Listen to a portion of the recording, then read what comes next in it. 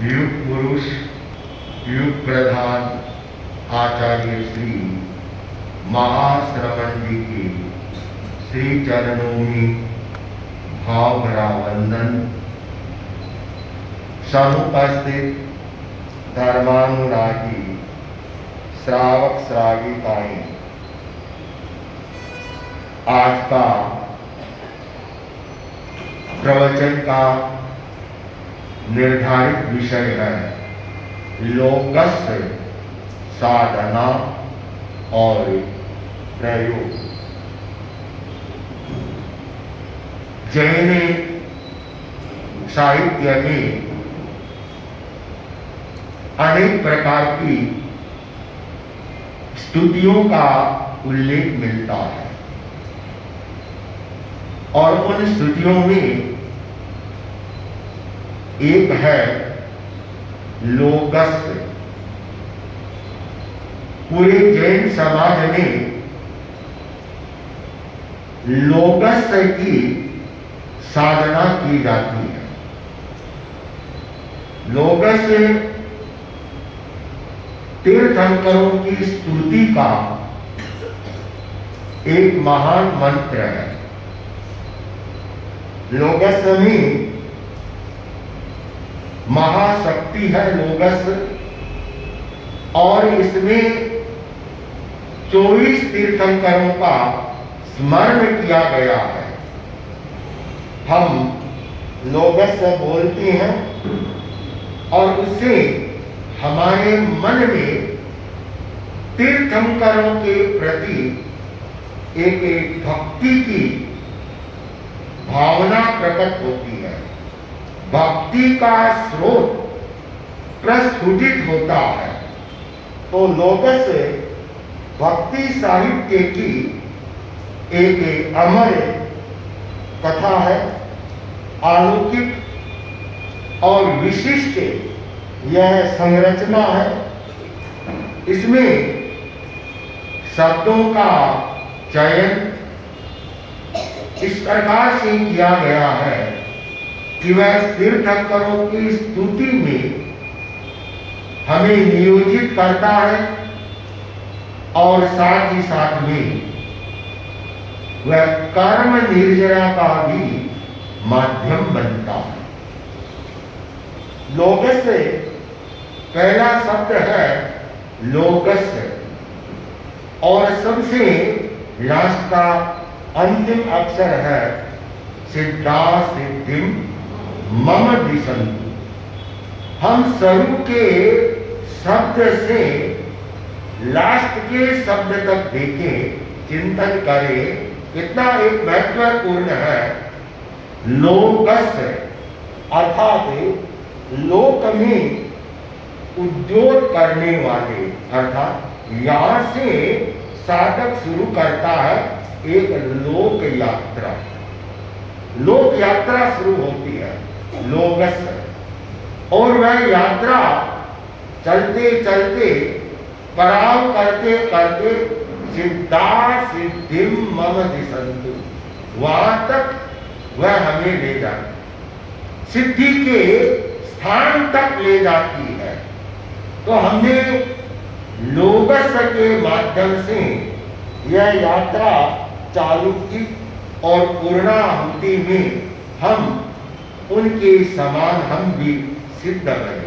सिद्धा सिद्धिम मम दिशन्तु, मुझे भी वह स्थान, सिद्धि नाम का स्थान मुझे भी। इस प्रकार लोकस्य है वह निर्माण की स्थिति से हमारा संपर्क सूत्र बनाता है। हमारा संपर्क सूत्र है वह जोड़ता है। हम एक और दृष्टि से चिंतन करें कि जो सिद्ध होते हैं वे संसार से मुक्त हो जाते हैं, जन्म मरण से मुक्त होकर के मोक्ष चले। सिद्धों के मोक्ष जाने के बाद ही जितने सिद्ध मोक्ष गए उतने ही जीव व्यवहार राशि से व्यवहार राशि में आती है।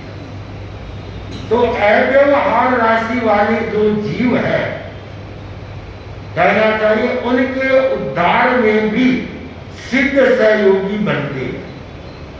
भले एक समय में 500 आत्माएं सिद्ध हुई, तो अव्यवहार राशि से 500 आत्माएं व्यवहार राशि में आएगी। जीव के दो भेद है, एक व्यवहार राशि और एक अव्यवहार राशि। अव्यवहार राशि के वे जीव हैं जो ये होते लीलन फूलन ये काल, इसके जो जीव होते हैं वे निगोद के जीव कहलाते। उनका जन्म मरण वही का वही होता है, उनका आयुष्य भी बहुत कम होता है। वो जन्मते हैं वही मरते हैं, जन्मते हैं उससे बाहर निकलते ही नहीं है। उससे बाहर निकलने के बाद वे व्यवहार राशि में आते हैं। बहुत बार लोग कह देते हैं कि सारे लोग साधु बन जाएंगे तो इस संसार का क्या हुआ, संसार खाली हो जाएगा। बंधु, संसार खाली नहीं होगा। प्रकृति का एक ऐसा सिस्टम है, जितनी आत्माएं मोक्ष जाती है उतनी आत्माएं वापस संसार में प्रविष्ट हो जाती है। वे व्यवहार राशि में आ जाती है और व्यवहार राशि में आने के बाद ही उनका आगे का है वह क्रमिक विकास होता है। तो लोकस का लाक्षणिक अर्थ हो गया विश्व की समग्रता। समग्रता का अभिप्राय है कि चेतना के अस्तित्व को साक्षीभूत बनाना। इतना बड़ा लक्ष्य इस लोकस के साथ में जुड़ा हुआ है। अगर हम लोकस का स्मरण करें, लोक भी शाश्वत है और हमारा अस्तित्व है, हमारी चेतना है, वह भी शाश्वत है। दोनों शाश्वत है। स्वयं का स्वभाव, आनंद का आविर्भाव, भीतर का बदलाव, परमात्मा का प्रभाव, शाश्वत मूल्यों का स्वीकरण, अस्तित्व की खोज, आत्म गुणों का बोध, आत्म गुणों का विकास और वृत्तियों का परिष्कार, अपूर्व समाधि, ये सारे के सारे हमें इस शाश्वत लोकस से हमें उपलब्ध होती है। सचमुच लोकस है वह मुक्ति का राजपथ है। इस स्थान से हमारी साधना के और समाधि के है वे द्वार खुलते। हर व्यक्ति को समाधि चाहिए और उसे लोकस की अच्छी साधना करनी चाहिए। जिन्हें जिन्हें भी मानसिक शांति या समाधि चाहिए, हम लोकस में निहित सूक्ष्म शक्तियां हैं जिससे भी हम परिचित हो। हम सारे मानते हैं कि लोकस में या हमारी आत्मा में अनंत शक्ति है, शक्तियों का भंडार है। वैसे ही 3 महान शक्तियां अनंत ज्ञान, अनंत आनंद और अनंत शक्ति। अनंत ज्ञान, अनंत आनंद और अनंत शक्ति, ये तीनों हमारी आत्मा में है। इन तीनों की आराधना हम लोकस के माध्यम से हम इन तीनों की आराधना है कर सकती है। संपिक्षये अपगमगपैणम, प्रेक्षा ध्यान का ये सूत्र संपिक्षये अपगमगपैणम। हम आत्मा के द्वारा आत्मा को देखें। उस स्वयं दर्शन में हमारा लोकस है, यह बहुत ही सहायक बनता है। लोकस छंद में है और छंद को अनुष्टुप छंद कहा जाता है। अनेक तरह के स्तवन होते हैं और उन स्तवनों में अनेक अनेक तरह की रचनाएं होती है। जैसे वक्तामज स्तोत्र है, यह वसंत तिलिका का छंद है। हमारे अष्टकम है, इनका छंद अलग है। तो ऐसे ही लोकस है, वह अनुष्टुप का है। और लोकस का जो महात्म्य है वह जैन साहित्य में प्रचुर मात्रा में लोकस के बारे में लिखा गया, उनके प्रयोग बताए गए हैं। और लोगस को मंत्रात्मक भी बताया गया है, लोगस को यथार्थवाद भी बताया गया है, लोगस को वीतराग की वाणी बताया गया है और लोगस को सर्वशक्तिमान अर्हताओं की शक्ति से संपन्न स्तोत्र बताया गया।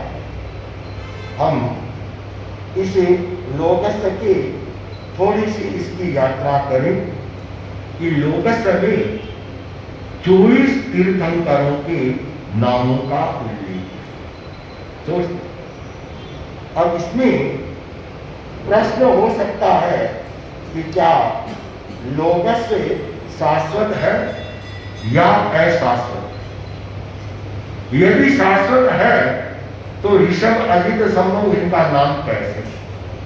24 तो अनंत हुई है और फिर भविष्य में भी तीर्थंकर 24 होंगे, उनके नाम बदले जाएंगे, तो ये कैसे?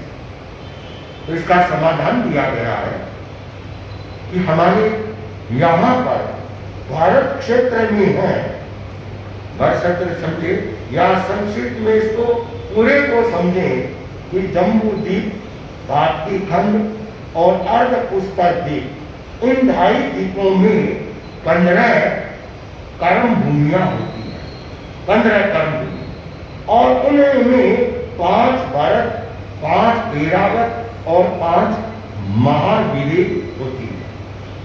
इन क्षेत्रों में 170 भूभाग ऐसे हैं जहां पर ही तीर्थंकर हो सकते हैं।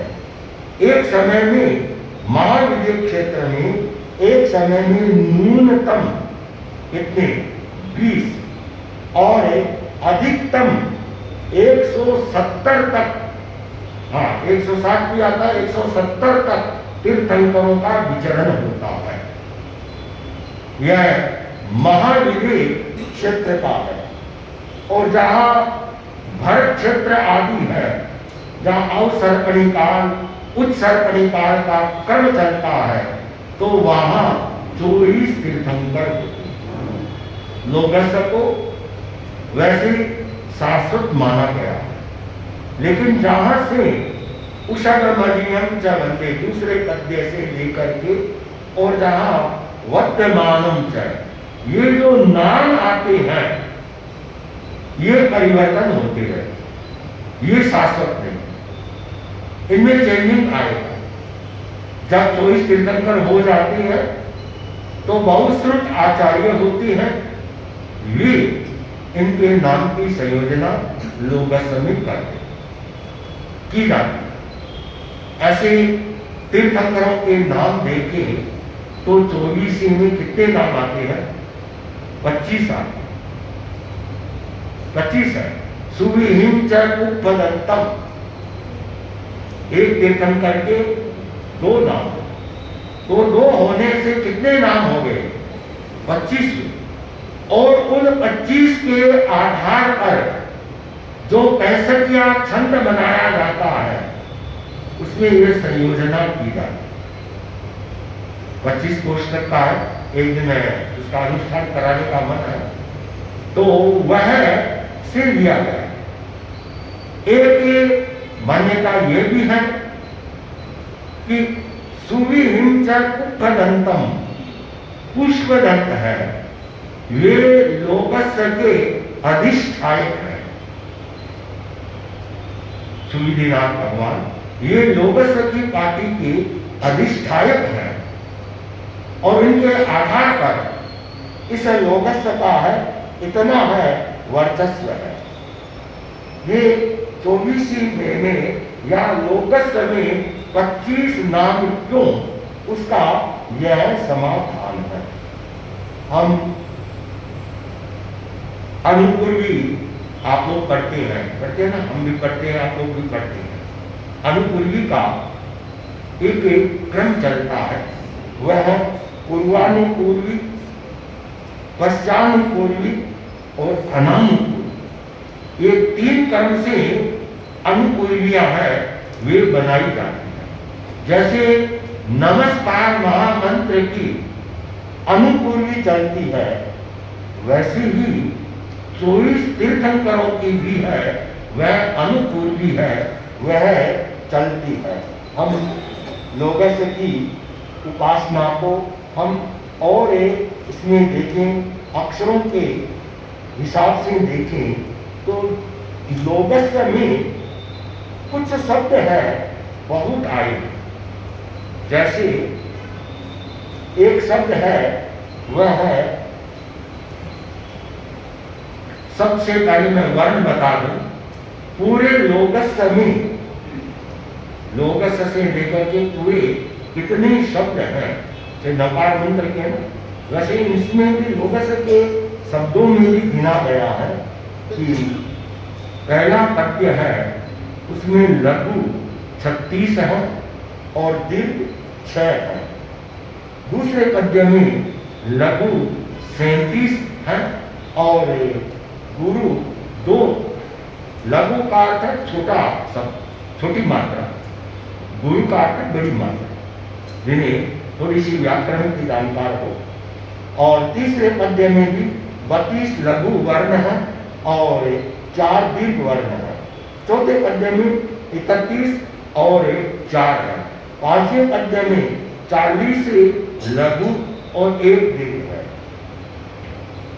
छठे में 30 लघु और 6 दीर्घ शब्द हैं और सातवें में 33 लघु शब्द और 4 दीर्घ शब्द। इस प्रकार से हम सारी संख्या जोड़े 229 लोकस में लघु शब्द है, 229 और 27 हैं वे दीर्घ अक्षर हैं, दोनों मिला करके, और 256 ये अक्षरों का संयोजना है।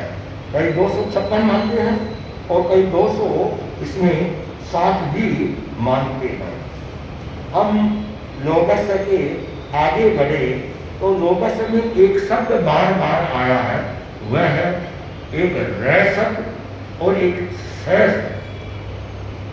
शब्द। और सै शब्द कोई भी स्तोत्र में और कोई भी स्तुति में या कोई भी मंत्र में वह यदि बार बार आता है तो उसका जो पावर है वह बढ़ जाता है। आप लोगस की पार्टी में एक सै के शब्द की काउंटिंग करें, उसको गिने तो वह कम से कम 30 बार शब्द आया। कितनी बार? 30 बार। तो इसलिए लोगस है वह महत्वपूर्ण बन जाता है साधना में और उपासना की पद्धतियों में, अनेक में।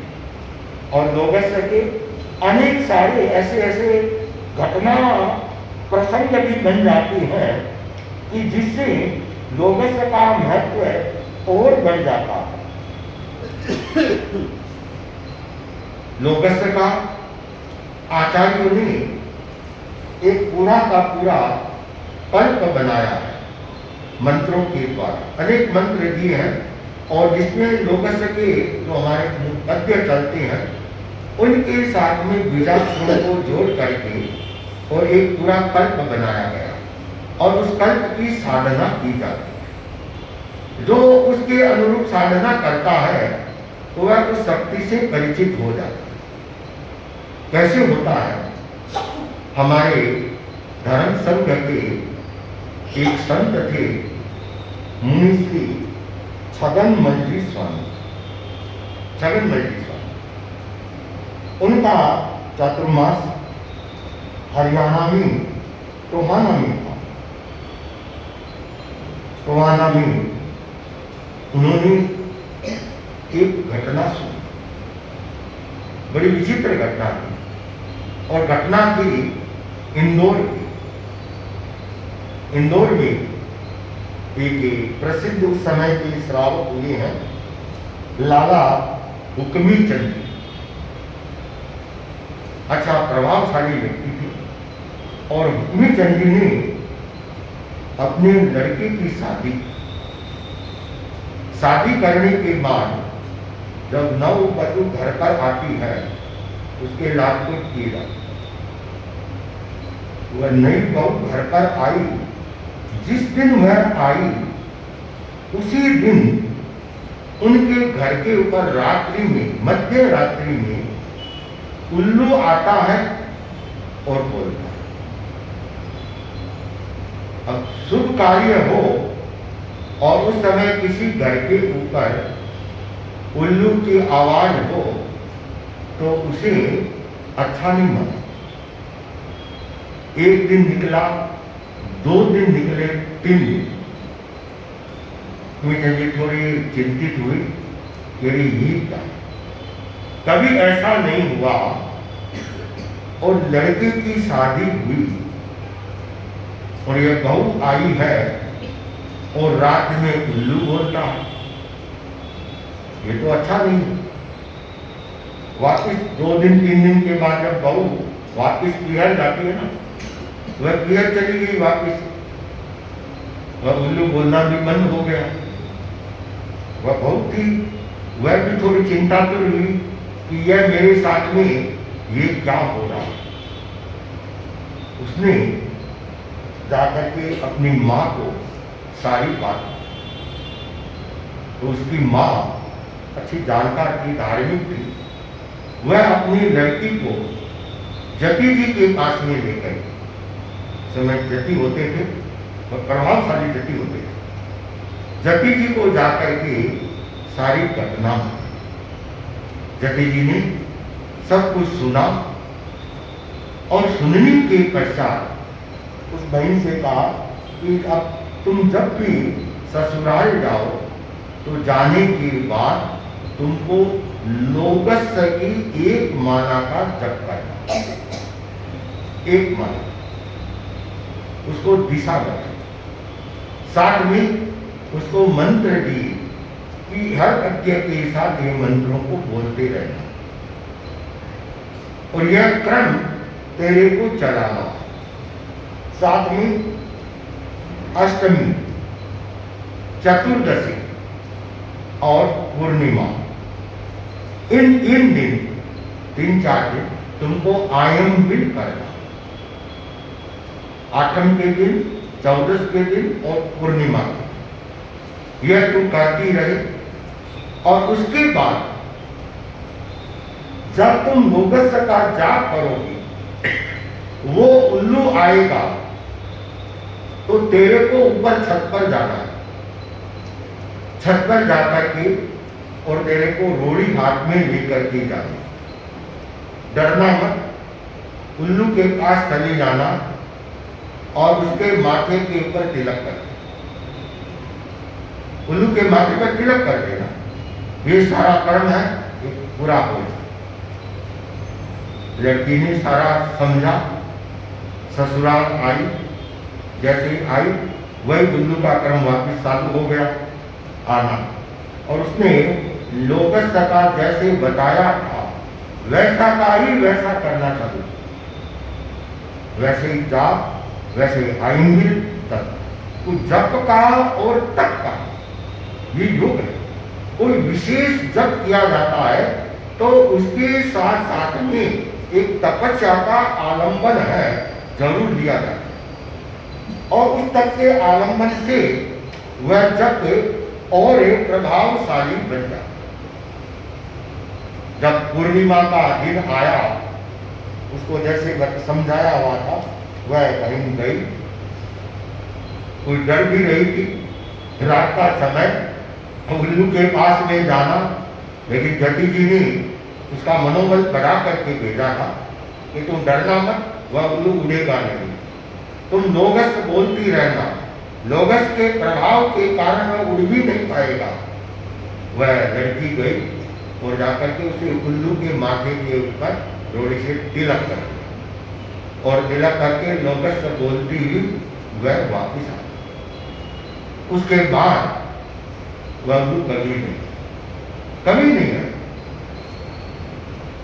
जैसे ये क्रम चला, उसके ससुर जी हुक्मीचंद जी के मन में आया, लाला जी के, कि मकान है यह पुराना हो गया, इसको तोड़ करके और अच्छा नया आज के तरीके का मकान बना। लाला जी ने मकान को तोड़ा तो एक जब दीवार को तोड़ा तो उसके जमीन से एक पूरा का पूरा कलश निकला और उस कलश में सोने के असर किया थे, सिक्के। कहने का ये खास है। उन्होंने को घर में बड़ी खुशी हो गई और उन्होंने उनके माध्यम से अपना व्यापार भी बढ़ाया और घर की संपन्नता भी उनकी बढ़ी। यह जैन जति ने उन्हें बताया और मुनिश्री ने वहां पर टोहानी में सुनाया। तो टोहानी में प्रवचन सुन रहे बहने भाई आते हैं, तो एक बहन के घर पर जैसे वो उल्लू का हुआ, वैसे कुत्ते और बिल्लियों का परिचय हो गया। कुत्ते रात के दिन में रोते हैं, बिल्लियां रोती है। उस बहन ने क्या किया कि महाराज ने लोगस्था का कहा था, उसने भी चालू कर दिया। चालू किया और उसका जो समस्या थी, ये रात के टाइम में कुत्ते बिल्लियां रोते रोते थे, वो बंद। तो इसका मतलब लोगस्था में कुछ न कुछ एक ताकत और पावर है। हमारे प्राचीन आचार्यों ने उसे लोगस्था के कालक के माध्यम से उसे समझाया गया है। जैसे हम बोलते हैं लोगस्था जो पहला पद्य, मैं एकदम शॉर्ट में बतला रहा हूँ कि लगभग 25 वर्ष आ गई है। आज मेरे चुप के कारण 15 मिनट लेट भी हो गए हम आने में। तो जैसे पहला पद्य है, इसकी जो साधना की जाती है तो उससे पहले बीजाक्षर लगाए जाते हैं लोगस्थ के कल्प में, और वे है एम, ओम, रीम, एम। फिर लोगस्थ जोय गरे धम्म तीर्थ गरे जिने अरहंती कीर्तरीसम 24 संबीर केवली मम मनस्तुष्टिम कुरु कुरु ओम स्वाहा। यह एक कल्प है। इसकी साधना एकदम सूर्योदय के समय की जाती है, पूर्व की दिशा में खड़े होकर के, और एक माला का इस मंत्र का जप किया जाता है। ब्रह्मचर्य का पूरी साधना काल तक पालन हो, कट पर सोए, बिछाकर दरी आदि या जमीन पर सोए, और कोई तप का आलम्बन में इससे मान, सम्मान, धन, संपत्ति, ये सारे के सारे इसकी लंबी साधना से ये अखुट, ये कल्प में बताया है। ऐसे लोगस्थ का दूसरा जो पद्य आता है उसमें लगेगा ओम क्राम क्रीम राम रीम उषभ मदियम च वंदे संभव मविनंदनम च सुमयिम च पवमक्कहम सुपासम जीणम च चंदक्कहम वंदे स्वाहा। यह दूसरा छंद है। इसकी साधना है उत्तर की ओर मुंह करके इसकी साधना की जाती है। वही विधि खड़े खड़े कम से कम एक माला का जप, और सोमवार से 7 दिन तक इसमें मौन व्रत रखा जाए, पूरा कंप्लीट मौन, ब्रह्मचर्य का पालन, और साथ में एकासन या आयन भी, और उससे दिनों में झूठ भी का सारा भी न दे, झूठ भी न बोले। इससे जो ग्रहों में ग्रह क्लेश होता है, लड़ाई झगड़े होते हैं, छोटी छोटी बातों को लेकर मन मुटाव हो जाते हैं, ये इस तरह की जितनी बाधाएं हैं वो इसकी साधना से दूर होती। तीसरा लोगस का जो काव्य है, ओम ऐं ह्रीं श्रूं श्रीं सुविहिं च उपवदन्तं सीयल सिद्धं च वास पूज्यं च विमल मनंतं च जिनं धम्मं संतिं च वन्दामि स्वाहा। इसका भी लाल रंग के वस्त्र पहन करके, लाल रंग की माला, लाल रंग के आसन और ब्रह्मचर्य का पालन, इसकी साधना करने से शत्रु का भय, कोर्ट कचहरियों के जो चक्कर लगते हैं उनमें विजय, ये सारी इसकी फलश्रुति। एक कल्प है लोगस का। लोगस के जो चौथा काव्य है उसमें मंत्र जुड़ते हैं, ओम ह्रीं श्रीं कुंतुम अरुं च मल्लिं वंदे मुनि सुद्वयं नमिदीनं च वंदामि रिक्थनेमिं पासं च वर्तमानं च मम मनोवांछितं पूरय पूरय ह्रीं स्वाहा। इस मंत्र की साधना कम से कम 11,000 बार इसका जप किया जाता है और वही विधि, इसमें कलर है वह पीला कलर आ जाता है, पीला भोजन, पीला आसन, पीली माला, और इसकी साधना पूर्वाभिमुख होकर के की जाती है। का पांचवा जो श्लोक है, ओम ह्रीं श्रीं एवं मय अवित्वा विभूय रे मला पहीन जन मरना 24 संबी जिनवरा तिथयरामी पसियंतु स्वाहा। इसे काव्य की 55 बार इसकी साधना की जाती है। पूर्व दिशा की ओर खड़े होकर हाथ जोड़ करके और सिर को आकाश की ओर किया जाता है, फिर इसका जप किया जाता है। इसके जप करने से उसे भविष्य के संदर्भ में उसे अनुभूति होने लग जाती है कि भविष्य में क्या हो सकता है, उसका अनुभव उसे पहले होने लग जाएगा इसकी साधना करने से।